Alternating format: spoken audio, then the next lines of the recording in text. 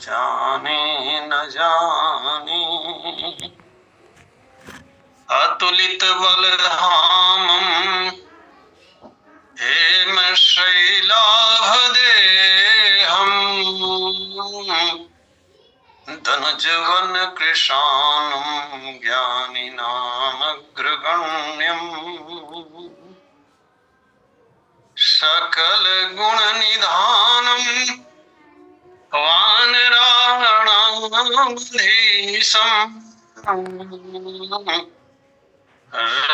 रघुपति प्रिय भक्तम् वात जातम् नमामि। वसुदेव सुतं देवम् कंस चाणूरमर्दनम् देवकी परमानन्दम् कृष्णं वन्दे जगद्गुरुम्। प्रेम से बोलिए भक्तवत्सल भगवान की जय। वृंदावन बिहारी लाल की जय। परम आदरणीय संचालक महोदय श्री पटेल जी, भगवत कथा रस रसिक रसज्ञ श्रोता वृंद, श्रद्धामयी देवियों, आज का विषय है श्री भरत जी पर भगवान की कृपा। सो आप जानते हैं कि भगवान की कृपा के बिना कुछ होता नहीं।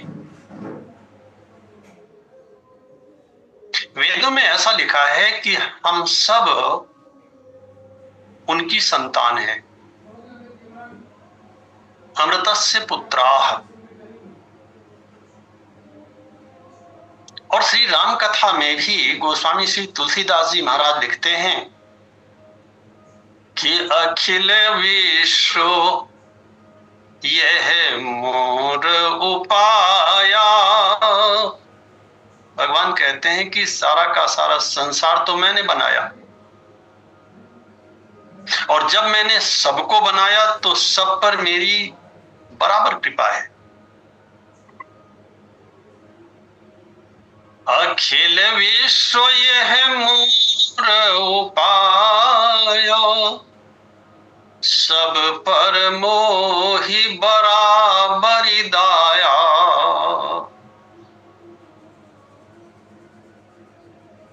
भगवत गीता में भगवान श्री कृष्ण कहते हैं समोहम सर्वभूतेषु। मैं समस्त प्राणियों के प्रति सम हूं, सबके साथ समता का व्यवहार करता हूं। न में द्वेष्योस्ति न प्रियः। न कोई मेरा प्रिय है और न मेरा कोई द्वेषी है, माने न कोई शत्रु है और न कोई मेरा मित्र है।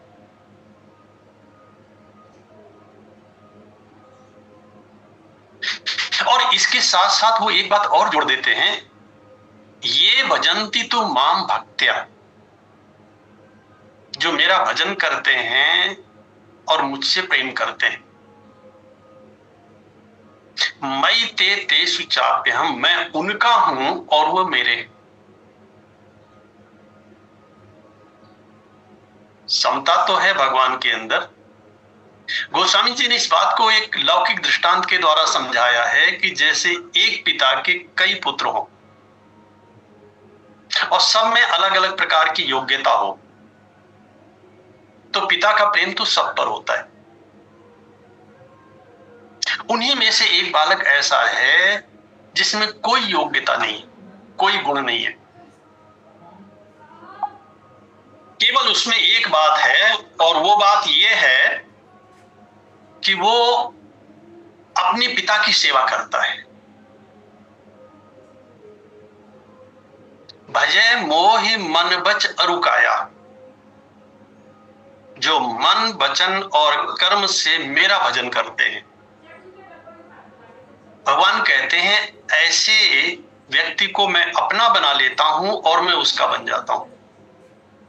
बिल्कुल ये जो संसार है, ये संसार यह शिक्षा देने के लिए है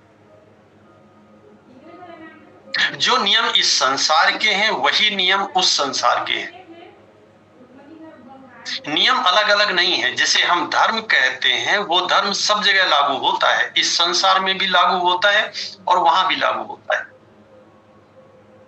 इसीलिए भगवान जब ये कहते हैं कि यद्यपि सम नहीं राग न रोषु, किसी के प्रति मेरा राग नहीं है और किसी के प्रति मेरा क्रोध नहीं है। गाहि ना पाप पुण्य गुण दोषु, आप अच्छा करते हो तो भगवान को कोई लेना देना नहीं। अब इस बात को ध्यान से सुनना, क्योंकि यहां गड़बड़ होने के चांस हैं। आप अच्छा करो तो भगवान को कोई लेना देना नहीं है, और बुरा करो तो भी उन्हें कोई लेना देना नहीं। क्यों? क्योंकि कर्म प्रधान विश्व करी राखा। भगवान ने संसार को बनाया और संसार को बनाने के बाद कर्म का विधान बनाया, कर्म का संविधान बनाया। जैसे हमारा देश बना तो सबसे पहली चिंता हमारे जो शिखर पुरुष थे उन्हें ये हुई कि इतना बड़ा देश कैसे चलेगा। तो देश को चलाने के लिए एक संविधान बनाया गया। भगवान ने संसार को चलाने के लिए कर्म का विधान बनाया। ये आपको सब जगह मिलेगा। जो जस करे सो तस फल चाखा। लेकिन इस विधान में एक दोष है। दोष ये है कि अगर कर्म के विधान को हम पूरी तरह से मान लें तो फिर प्रश्न होता है भगवान की क्या आवश्यकता है। इस विषय पर कई बार मंचों पर भी बात हो चुकी है और शास्त्रार्थ भी हो चुका है, चर्चा भी हो चुकी है। एक जगह तो एक सज्जन ने कहा कि साहब जब हम कर्म करते हैं और कर्म का फल हम भोगते हैं तो भगवान क्या करते हैं और भगवान की क्या आवश्यकता है, हम भगवान को क्यों माने। हमने कहा भगवान को इसलिए मानना पड़ेगा क्योंकि भगवान इस कर्म के विधान के ऊपर है। और अगर हम केवल कर्म के विधान को माने तो इस संसार के भ्रमजाल से, इस कर्म और कर्म के फलभोग से कभी हमारी मुक्ति हो ही नहीं सकती। क्योंकि वर्तमान में हम पहले के कर्मों का फल भोग कर रहे हैं और नए नए कर्म भी कर रहे हैं। नहीं कर रहे। शरीर से कर्म होते हैं, वाणी से कर्म होते हैं। अच्छा बोलेंगे तो अच्छा फल मिलेगा और बुरा बोलेंगे तो बुरा फल मिलेगा। मन से अच्छा सोचेंगे तो अच्छा फल मिलेगा और बुरा सोचेंगे तो बुरा फल मिलेगा। इस कर्म को हम कब छोड़ते हैं? कभी नहीं छोड़ते। और यही कारण है कि इस कर्म को हम छोड़ भी नहीं सकते, इसलिए इसका फल भोगने के लिए हमें फिर अगला जन्म मिलता है। माने पिछले जन्मों के, उसके पिछले जन्मों के जितने कर्म हमारे पास हैं उन सारे कर्मों का फल भी हम भोगते हैं और साथ ही साथ नए कर्म भी करते हैं। ये जो हमारे नए कर्म हैं ये हमारे अगले जन्म के कारण बनते हैं। कुछ नए कर्म ऐसे होते हैं जिनका फल भोग हमें नहीं मिला। कुछ पुराने कर्म भी ऐसे होते हैं जिनका फल भोग हमने नहीं भोगा है। उन कर्मों का फल भोगने के लिए हमें अगला जन्म मिलता है। इसीलिए कर्म प्रधान विश्व करी राखा। जो जस करे सो तस फल चाखा। तदपि करहि सम विषम विहारा। यद्यपि भगवान सबके प्रति सम है, लेकिन वही भगवान जो सबके प्रति सम है उस व्यक्ति के प्रति विषम हो जाते हैं जो उनका अपना हो जाता है।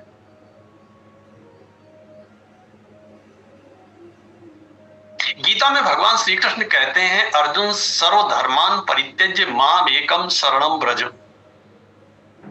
यहां सर्वधर्मान का अर्थ है सर्व आश्रयान, सभी आश्रयों को छोड़ करके, सबका भरोसा छोड़ करके तू केवल मेरा हो जा। अर्जुन ने कहा मुझे फायदा? बोले अहम त्वाम सर्व पापेभ्यः मोक्षयिष्यामि,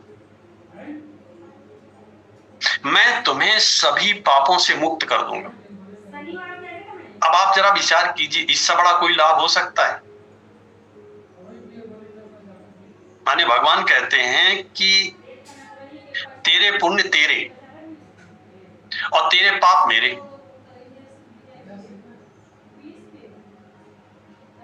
यही बात गीता में लिखी है और यही बात रामचरितमानस में लिखी है। एक जगह लोगों ने कहा ये कैसे हो सकता है, ये समझ में नहीं आया। हमने कहा क्यों नहीं समझ में आया? कर्म के विधान के अनुसार किसी को सेशन कोर्ट से फांसी मिले और हाई कोर्ट से भी फांसी मिले और सुप्रीम कोर्ट से भी फांसी मिले तो क्या उसे फांसी हो जाती है? राष्ट्रपति चाहे तो मुक्त कर सकता है।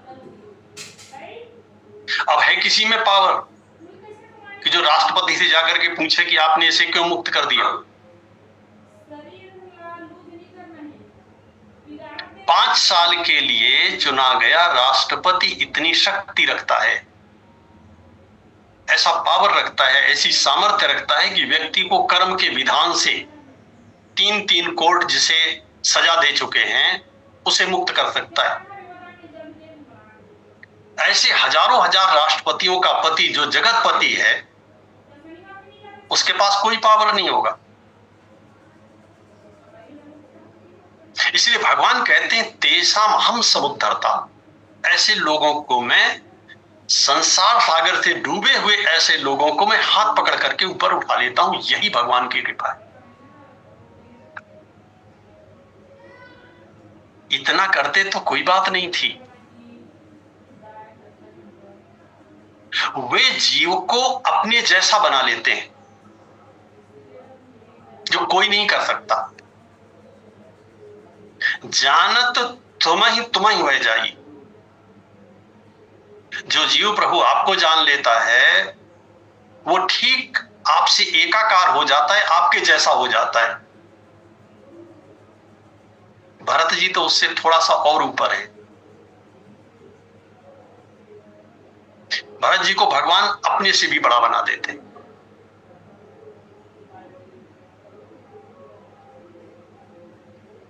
एक ऐसी नई परंपरा की शुरुआत किया गोस्वामी जी ने श्री रामचरितमानस में, जो आपको कहीं दूसरी जगह नहीं मिलेगी। अभी तक राम जी के नाम का चिंतन करके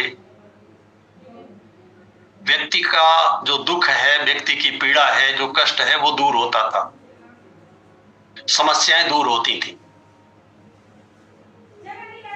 लेकिन रामचरितमानस में श्री भरत जी के यश को उजागर करने के लिए, उनके महत्व को प्रकट करने के लिए, और भक्त भगवान से भी बड़ा होता है इस बात को बताने के लिए, देवगुरु बृहस्पति कहते हैं देवताओं से, देवताओं ने कहा महाराज फिर क्या करें, हम भगवान के नाम का जप करें, भगवान का ध्यान करें। बोले ना, अब भगवान का ध्यान मत करो तो क्या करें? बोले ही यस प्रेम सुमिरहु सब भरतहि। अब आप लोग भरत जी का स्मरण करिए। भरत जी का स्मरण क्यों करें महाराज? बोले इसलिए कि निज गुणशील राम वस करतहि। अपने गुणों के कारण, अपने शील के कारण और अपने प्रेम के कारण श्री भरत जी ने राम जी को अपने वशीभूत कर लिया। राम जी स्वयं भरत के वशवर्ती हो गए। और केवल श्री राम नहीं, ऐसा कौन है जो ना हो गया।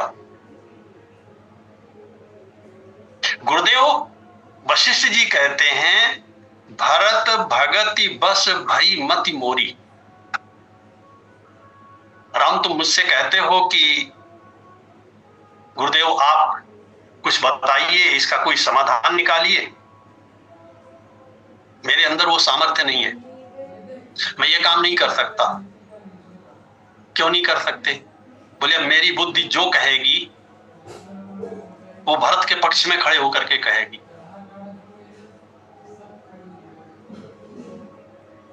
क्यों? क्योंकि श्री भरत का जीवन अपने लिए है ही नहीं। देखो एक बात पर यहां थोड़ा विचार करना पड़ेगा। हम अपने लिए जी रहे हैं, अपनों के लिए जी रहे हैं, या सर्व के लिए जी रहे हैं?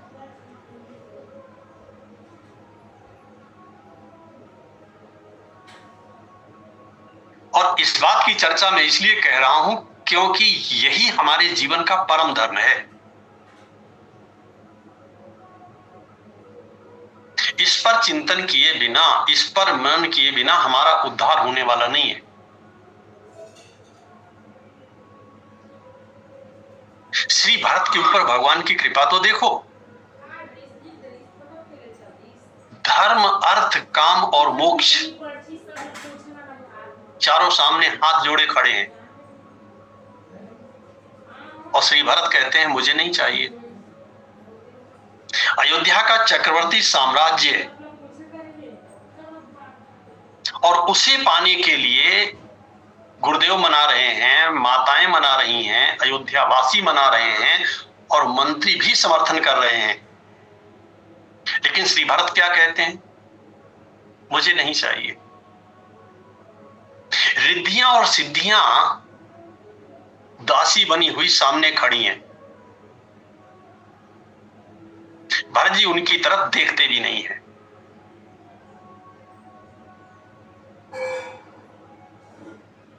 श्री भरत राम जी से प्रेम करते हैं निसंदेह, लेकिन श्री राम कितना करते हैं? अगर मैं आपसे ये पूछूं कि भरत जी राम जी से ज्यादा प्रेम करते हैं कि श्री राम भरत से ज्यादा प्रेम करते हैं, तो आप क्या कहोगे?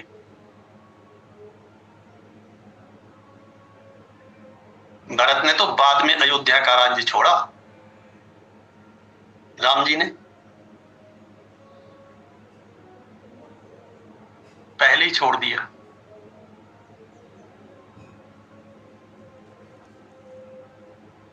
भरत प्राण प्रिय पावहि राजू।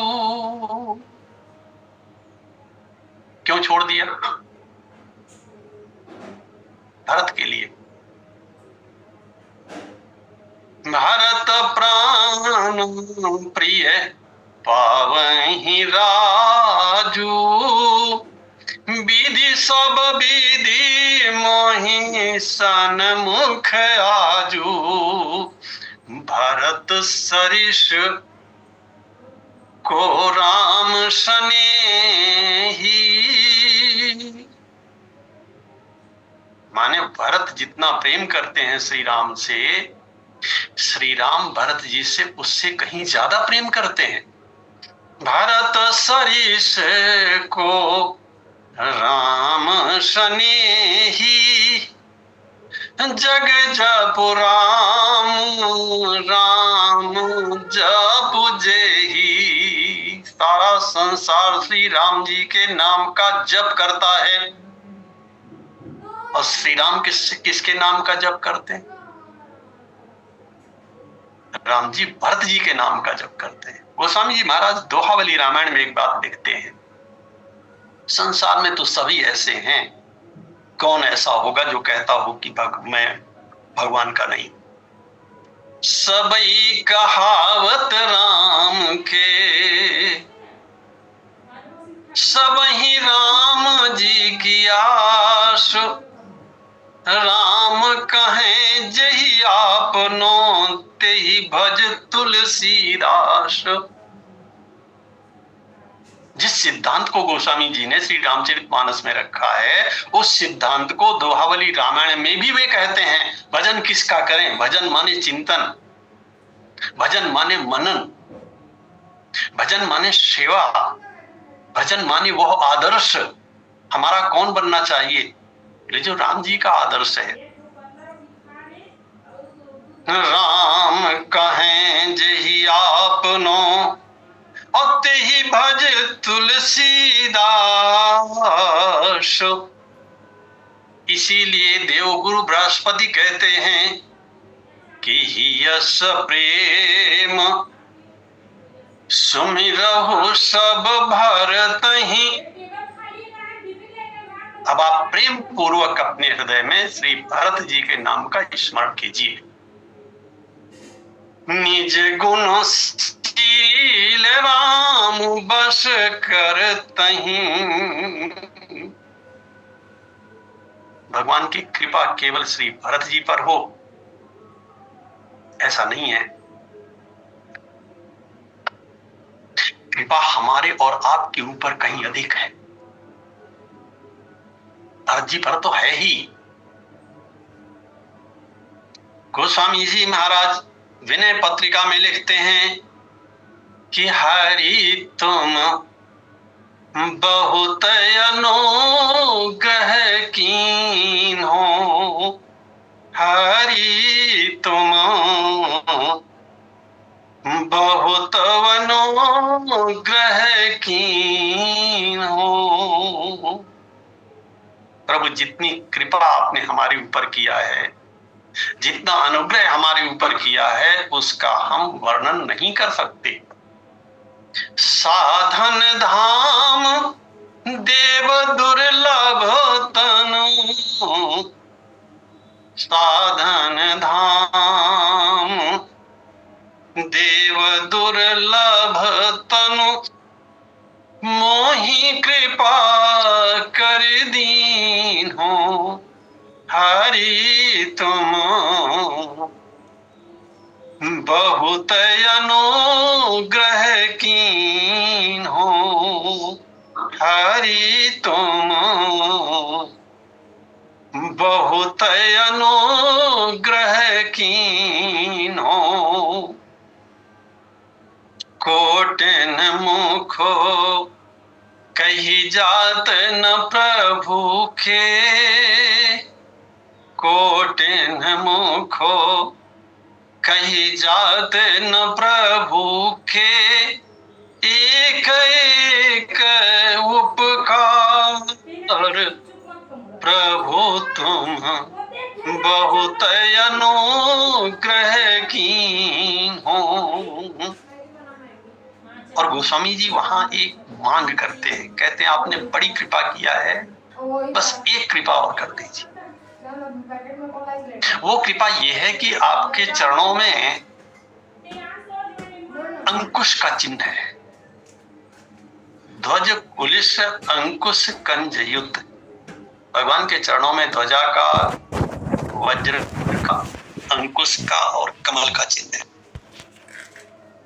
बोले ये जो अंकुश है ये थोड़ा सा टेढ़ा होता है। अपनी कृपा की डोरी बना करके इस अंकुश से उस डोरी को बांध करके अपने प्रेम का चारा उसमें लगा करके आप मेरे मन को अपने पास खींच लीजिए। ये मेरा मन आपके पास जाता नहीं है। कृपा डोर बंसी पद अंकुश, परम प्रेम मृदु चारो, यही विधि बेग हरहु मेरो दुख, कौतुक राम तिहारो। प्रभु आपके लिए तो ये केवल खेल होगा, मेरा कल्याण हो जाएगा। श्री राम भी वन मार्ग पर गए, वन पथ पर गए। अब भरत जी जा रहे हैं। जब श्री भरत जी जा रहे हैं, गोस्वामी जी महाराज लिखते हैं, एक तो यह प्रसंग ऐसा दिव्य है, ऐसा दिव्य है, आरंभ से लेकर के ना मालूम कितनी बार देवताओं ने पुष्पों की वर्षा की,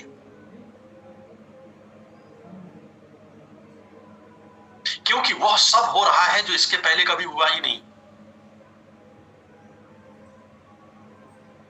गोस्वामी जी महाराज लिखते हैं कि देख दशासुर बरसहीं फूला,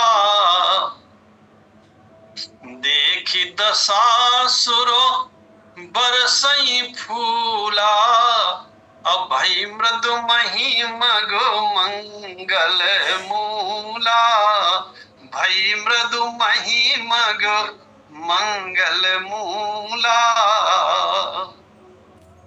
श्री भरत जाते हैं तो पृथ्वी संकोच में गड़ जाती है और पृथ्वी कोमल हो जाती है। किसके लिए? भरत जी के लिए।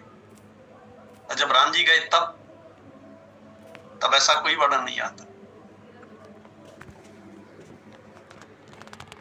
गोस्वामी जी महाराज लिखते हैं कि बिन ही ऋतु तरुवर फरत, भगवान जिसके ऊपर कृपा कर देते हैं, ऋतु हो न हो वृक्षों में फल आ जाते हैं। बिन ही ऋतु तरवर फरत, शिलाद्र वहीं जल जोर, और शिलाओं से गंगा जल की वर्षा होने लगती है, द्रवित होने लगती है। बिन ही ऋतु तरवर फरतो, शिलाद्र वहीं जल जोर, लखन राम श्री अखरी कृपा, जब चित वहीं जही ओर। एक बार कृपा करके सरकार जिधर देख देते हैं मंगल ही मंगल हो जाता है। इसीलिए गोस्वामी जी को ये लिखना पड़ा कि है तुलसी ही प्रतीत एक, प्रभु अगर मैं जीवित हूं, यूं तो मेरे कल्याण का कोई मार्ग मुझे दिखाई नहीं देता। श्री भरत भी जब अपनी ओर देखते हैं तो संकोच में गड़ जाते हैं, आत्मग्लानि में डूब जाते हैं। लेकिन जब भगवान के स्वभाव का स्मरण आता है तो भगवान का स्मरण आता है तो भगवान के स्वभाव का जब समझत रघुनाथ सुभाव, तब पथ परत उतायल पाऊं। अपने पैर को कहीं रखते हैं और कहीं पहुंच जाता है। भरत दशा तेहि अवसर कैसी, भरत दशा तेहि अवसर कैसी, जल प्रवाह जल अली गति जैसी, जल प्रवाह जल अली गति जैसी। बहते हुए जल में, नदी में आपने देखा होगा भंवर पड़ते हैं। उस भंवर के ऊपर कई बार जो जल के भंवरे हैं वो घूमते हैं, उनकी दिशा निश्चित नहीं होती। कभी आगे जाते हैं, लगता है ये आगे की ओर बढ़ रहे हैं, धारा की ओर बढ़ रहे हैं, फिर पीछे वापस लौट आते हैं।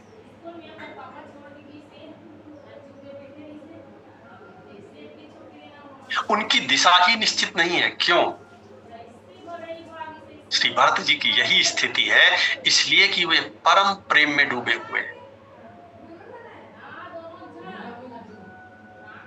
विधि की आवश्यकता उसे होती है, कर्तव्य कर्म की आवश्यकता उसे होती है जिसकी बुद्धि में धर्म होता है।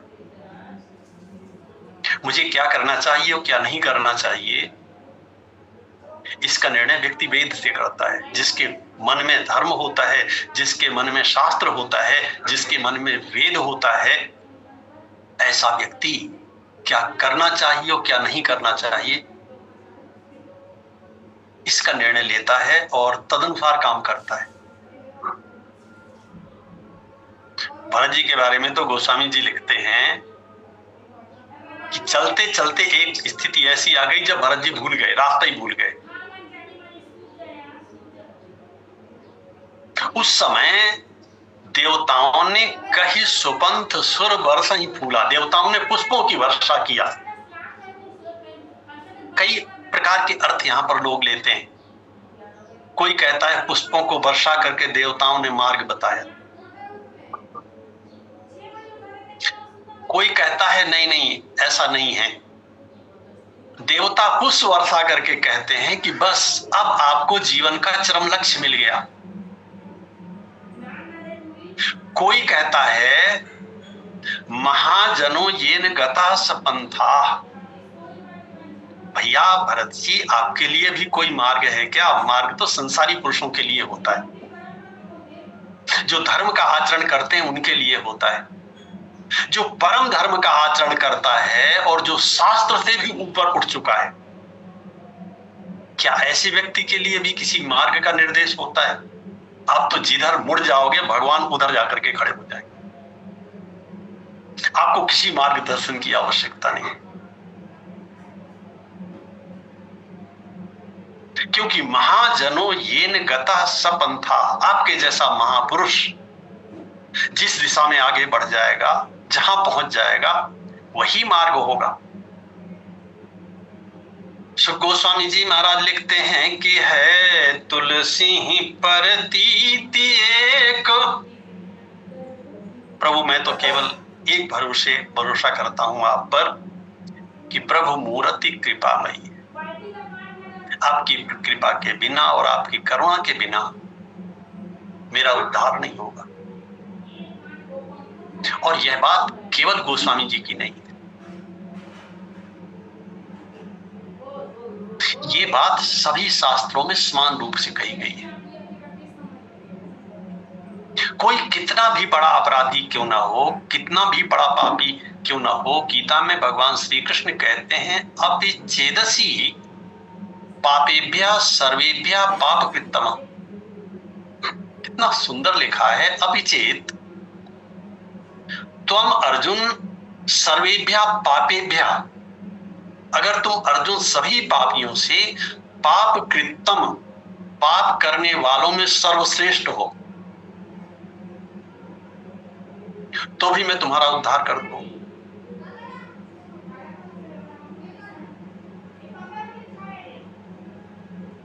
क्यों? क्योंकि भगवान कर्म सिद्धांत से ऊपर हैं। कर्म सिद्धांत किसने बनाया?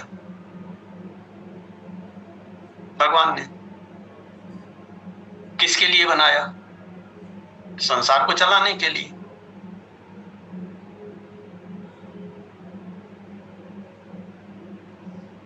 और जिस व्यक्ति में इतनी सामर्थ्य है, जिस व्यक्ति में इतनी पाप नाम की कोई वस्तु संसार में होती नहीं है, पुण्य भी नहीं होता, पाप भी नहीं होता। अब थोड़ा ज्यादा ध्यान से सुन लो, क्योंकि इतने से काम नहीं चलेगा। पुण्य भी नहीं होता और पाप भी नहीं होता, अज्ञान के कारण होते हैं। ये पुण्य और पाप किसके लिए हैं? अज्ञानी के लिए। ज्ञानी के लिए एक क्षण में ये पुण्य और पाप दोनों नष्ट हो जाते हैं। भगवान तो ज्ञान स्वरूप हैं।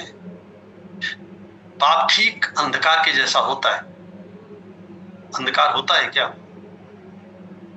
ये मैं मनमाना नहीं बोल रहा हूं, ये मैं शास्त्र की भाषा बोल रहा हूं, इसलिए आप ऐसा मत समझना कि जो मना है सो बोलते रहते हैं। शास्त्र में एक बात कही गई है, जिन वस्तुओं की सत्ता है वो वस्तुएं तो हैं संसार में, कुछ वस्तुएं ऐसी जिनकी सत्ता नहीं है, अनुभूति होती है। तो ये पाप और पुण्य केवल समाज के संचालन के लिए हैं, समाज की व्यवस्था के लिए हैं, इससे अधिक कुछ नहीं है। यही तो व्यवहार धर्म है। अच्छा, इतना सारा अंधकार होता है, यदि वो होता, वास्तव में होता, तो सूर्य भगवान के निकलते ही कहां चला जाता? प्रकाश के अभाव का नाम अंधकार है। अंधकार की भावात्मक सत्ता नहीं है, अभावात्मक सत्ता है।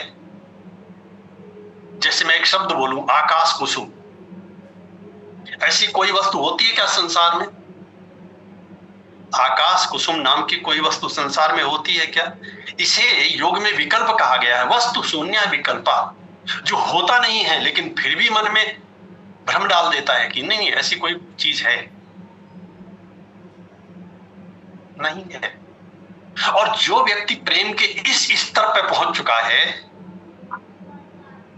जिसके मन और बुद्धि में सर्व कल्याण की भावना आ गई है, जो सर्व में परमात्मा का दर्शन करता है और परमात्मा स्वयं जिसकी चिंता करता है, ऐसे व्यक्ति से पाप होगा पुण्य होगा? उससे ना पाप होगा ना पुण्य होगा। जिसके मन में सर्व के प्रति प्रेम है, सर्व के प्रति आनंद है, सर्व के प्रति अपनत्व का भाव है, ऐसे व्यक्ति से न पुण्य होता है न पाप होता है। तभी तो गोस्वामी जी महाराज कहते हैं कि मैं प्रभु कृपा, श्री भरत जी महाराज भी जो अनुभव किए हैं वही बोल रहे हैं कि मैं प्रभु कृपा रीति जिय जोही, मैं प्रभु कृपा रीति जिय जोही, हारही खेल जिता वही मोही। ऐसे श्री भरत जी को प्रभु करे कृपा पावरी दीनी, श्री भरत के ऊपर कृपा करके उन्होंने अपनी चरण पादुकाएं श्री भरत जी को दिया, जो किसी को नहीं दिया।